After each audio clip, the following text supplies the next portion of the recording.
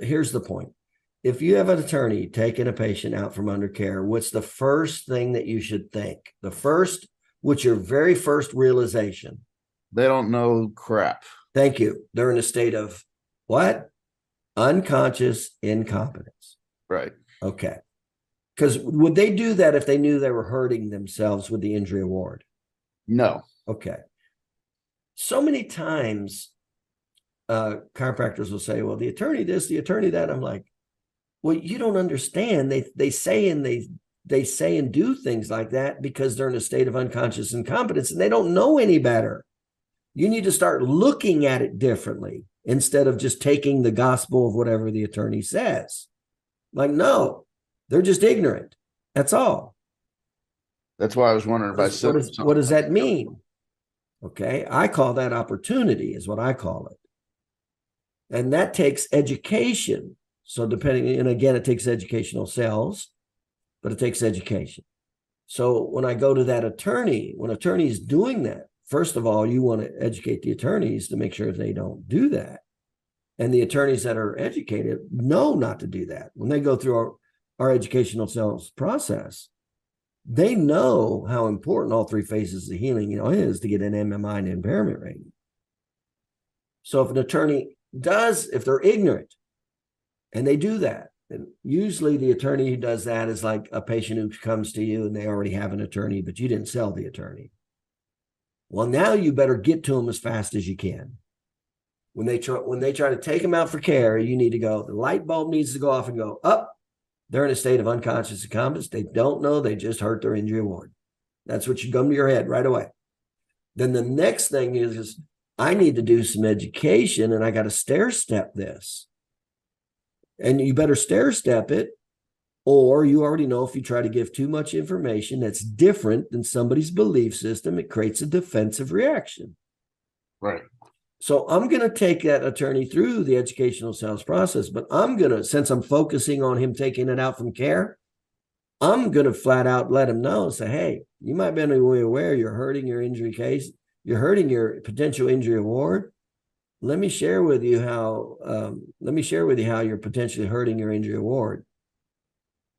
Then I'm going to go over and explain the three phases of healing and how the injury is awarded. There's 4 injury awards, right?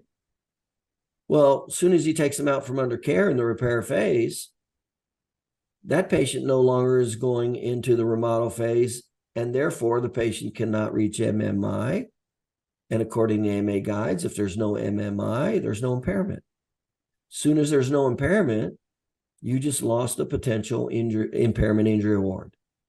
Now, when there's no impairment, what other injury award did we just limit or just totally eliminate? Not limit, we just totally eliminated the prognosis and need for future care. You cannot have a prognosis and need for future care if there's not a permanent impairment,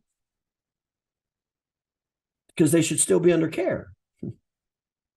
So once they reach MMI and there's an impairment rating, now it's just palliative care, and that's called the prognosis and need for future care. And remember, of the 4 potential injury awards, that's typically the largest of the 4. Now, does the attorney know what I just shared with you? No. And when you share that with them, that he's and the last piece of the puzzle, they're hurting the most important part of the injury award. Because remember, the most important part of the injury award is, was there an impairment? And how did it cause permanent pain or restrictions with activities of daily living? Now, when there's no impairment rating, can you give a loss of enjoyment of lifetime index or duties under duress, which are permanent impairment indexes relative to ADLs? Can you give that now? No. And what's the pinnacle of an injury award? Was there a permanent impairment? And how did it cause permanent pain and restrictions with the activities of daily living? That's the 2 most important components of the injury award, with 4 potential injury awards. So soon as he took him out from under care, we've got no permanent impairment. We got no permanent ADLs. We got no permanent impairment indexes.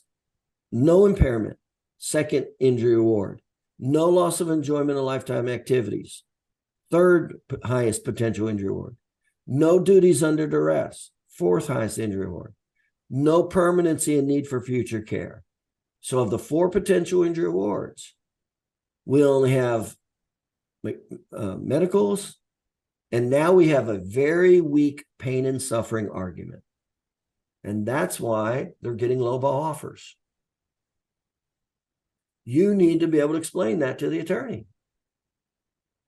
This is like personal injury 101. 3 phases of healing relative to the injury awards. There it is. Don't go through 3 phases of healing.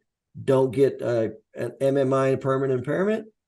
No impairment, which is number 2 financial driver. Number 3, loss of enjoyment of lifetime activities, duties under duress, prognosis, and need for future care. You just eliminated 2 of the 4 injury awards. And now you have very bad documentation. Medicals are medicals. That's pretty straightforward. And now you have bad documentation for the only other injury award, pain and suffering.